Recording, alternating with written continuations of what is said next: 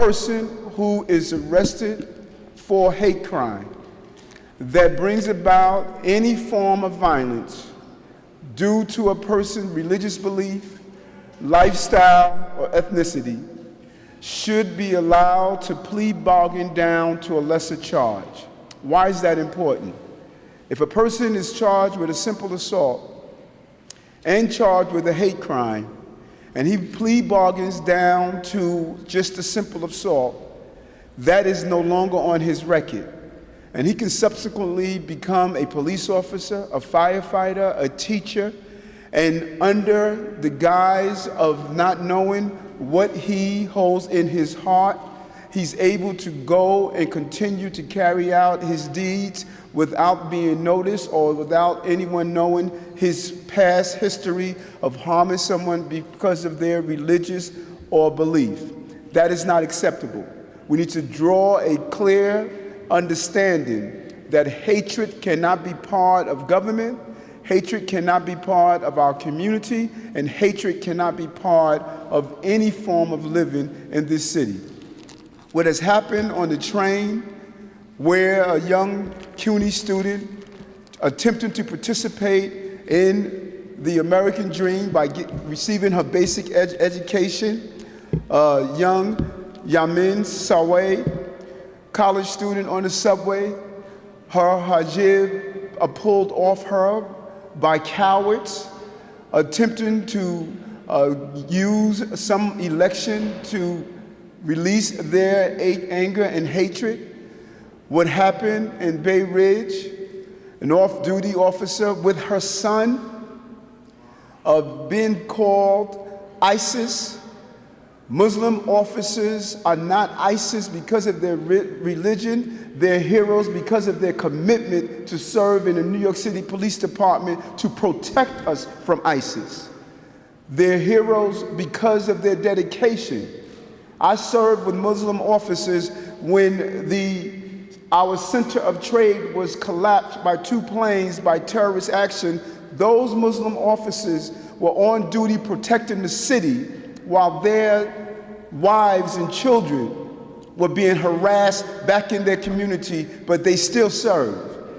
They still served when they were off duty and their mosques are demonized or their mosques are rode upon or they treated differently. They still serve when they're Sikh officers and people call them terrorists. They still serve. They still serve no matter what the conditions are. When they put on that blue uniform and pin that shield on their chest and put on that bulletproof vest and stand on the street corners, they are the ones that respond to the calls of threats of services. They're the ones who responded when a bomb was planted throughout Manhattan and New Jersey. They are the ones who respond when individuals attempt to harm this country. They have made it clear by wearing that blue uniform that they too love America and the red, white, and blue flag that goes with it. And it does not matter what mosque they're in, what church they're in, what synagogue they're in, they are committed to it. And so for this officer who showed heroic action to have dealt with a level of hatred in her community. And this is not only important because she's a police officer, it's important because no one should undergo that type of treatment if it's on the F train or if it's in Bay Ridge. It's unacceptable. And it's time for us to have a louder voice of just saying it is wrong. Our criminal justice system must show a strong display by utilizing our district attorney's offices to say we will not have a drop in crime for anyone who pleads to a hate crime. If the plea is done, the hate crime designation must stay with that plea so that we will know this person will be permanently identified as a person who has displayed hate towards another person based on their religion. These are not symbols of hate. These are symbols of tolerance. These are symbols that they are the prerequisite of what makes us great as a country.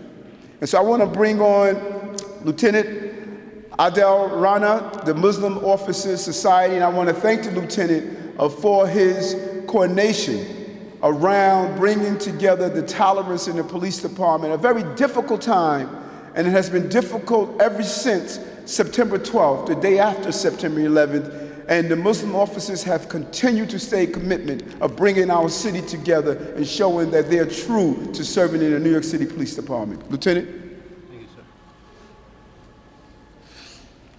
Thank you, Borough President. I just want to say, no matter what happens, this incident or in the past, the Borough President and his staff has been always outgoing to the community, to diverse community that the Brooklyn has, and showing their support to every single person, no matter it's Muslim, Jewish, Christian, and as Muslim community in Borough Brooklyn or throughout the city, we always stood by our neighbors, no matter what they believe in, no matter where they come from.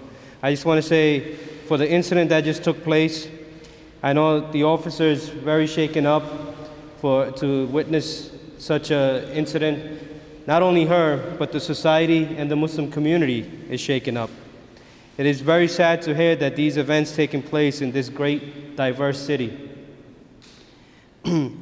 We know this has to be isolated incidents because people of New York City are better than that.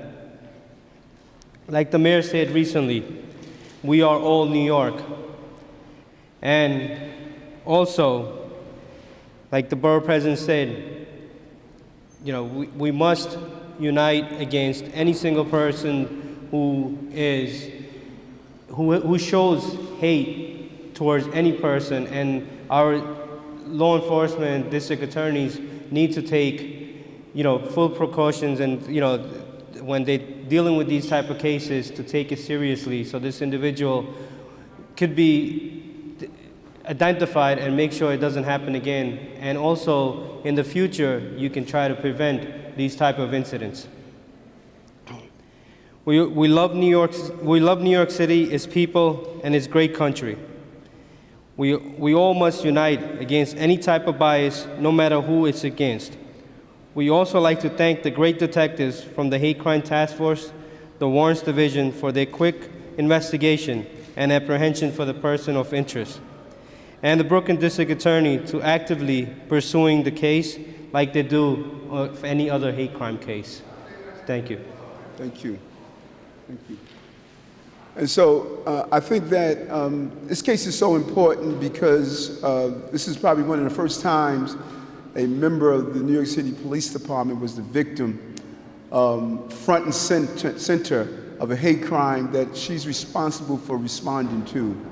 And so her attire today is so significant because although she wears a hijab while she's in uniform, and we've interacted on a number of occasions, she's not undercover right now. She's undercover when she's in her blue uniform. This is her as a person every day. And it's so important that those who interact on the train, on the bus, on the subway, in the supermarket, the person you come in contact with to spew hate is maybe the same person that just saved your family's life. And that's what this officer did. And so I would just like for her to just say a few words, to just share her thoughts. I thought it was important to see her this morning in blue uniform speaking, but it's even more important to see her in her natural state and really speaking on behalf of all of those women who move through this city in the non-European attire, those who have a veil and cover their face, those who wear a hijab, those who wear African attire, those who wear Chinese attire, those who come from Kazakhstan and Uzbekistan, those who speak a different language and always feel as though they're outsiders. Her symbol of wearing a uniform during the morning and her hijab during the afternoon is saying it doesn't matter your attire, you are still part of the American way of life. That is what makes us great. You don't have to abandon your life to be part of the American way of life, because that is what Americans' way of life is. So please, Officer Elsokary. Thank you, Borough President. I just want to say, first, I have faith in Allah subhanahu wa ta'ala that He's going to always protect me. I have faith in the Justice Department, and the Borough President has always been supportive, and he's always been front center for One Brooklyn, One New York. We are all one, from all type of backgrounds. We live here, and I have faith that Allah is going to help all of us through this hard time.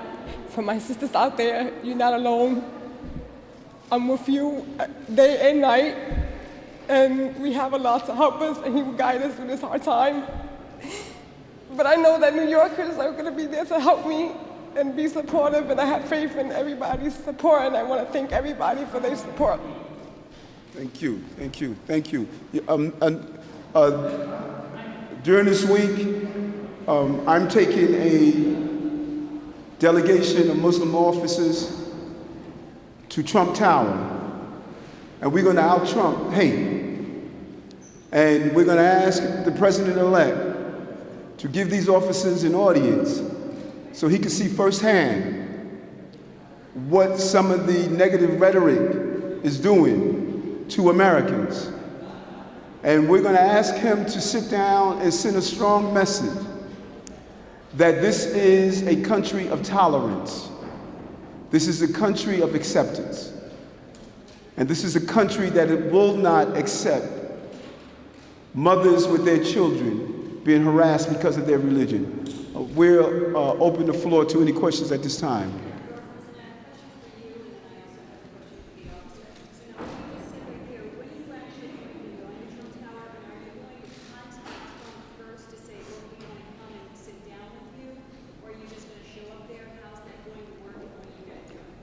My communication director is going to reach out and communicate with his campaign, and we're going to ask him to give us an invitation. And if he's not willing to give us an invitation, we're going to do it the Brooklyn way. We're going to show up at his stores. We're going to do it today. Yes. Yes. Yes.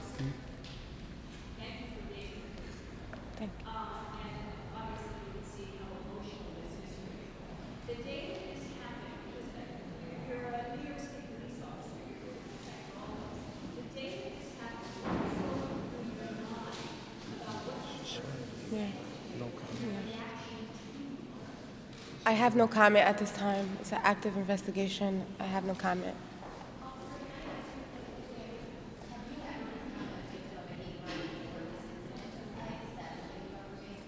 No.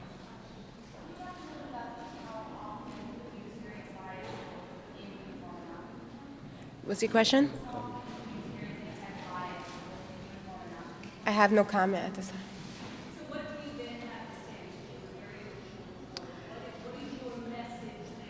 My message to the community is that this is not going to be accepted, and we're going to stand behind our community, and I have faith in Allah, and I have faith in our justice system that they're not going to allow this to happen.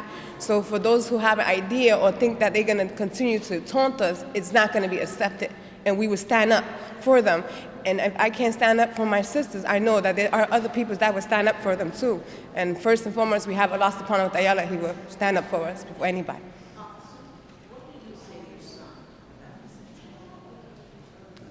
I have no comment right now. It's personal, but I explained to my family that we have Allah, and He's going to help us through this hard time.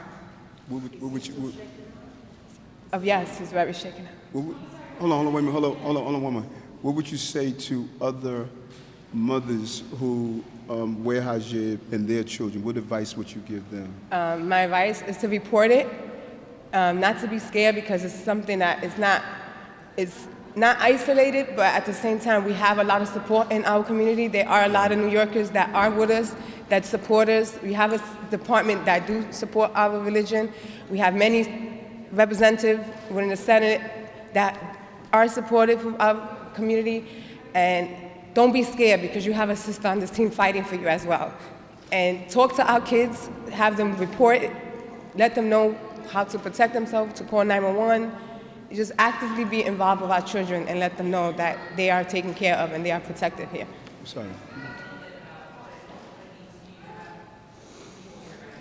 it means a lot to me to have the Borough President and my Muslim Officer Society, my husband, my family, everybody that have come out and supported me. It means a lot to me because it shows that what real New Yorkers are, it shows what American people are. We come from all different backgrounds, but we always stand united. And as New Yorkers, just like in September 11, we'll stand united together. No matter any other biased situation, we will always stand together as New Yorkers, because that's what we are.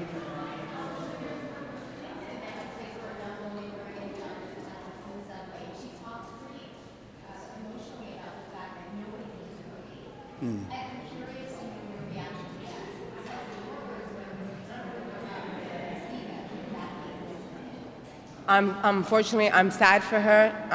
Can't speak for anybody else and why they didn't stand up for her, but she knows now she has somebody that will stand up for her. And I'm sure that there are other community members, Muslim and non-Muslim, that are standing up for her as well. Maybe that incident, that those certain people at that moment, they were scared for their life. You know, we can never quarterback Monday it, but she have to know now that there is somebody there for her. And I will stand up for her and any of my sisters, or any of my Muslim brothers and sisters. That's a good question. Okay. Thank you. Thank you. Thank you very much. Good, that was a good point. Good point. So, we'll go to the front.